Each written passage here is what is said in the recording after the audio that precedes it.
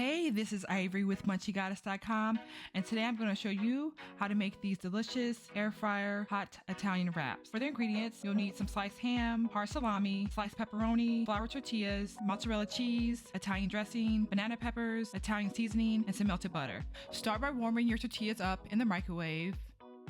Next, preheat your air fryer to 380 degrees Fahrenheit and set the timer for 5 minutes. To the tortillas, go ahead and layer the cheese, ham, salami, pepperoni, banana peppers, more cheese, and then drizzle with some Italian dressing and sprinkle on some Italian seasoning. Next, you want to roll the wrap up like a burrito.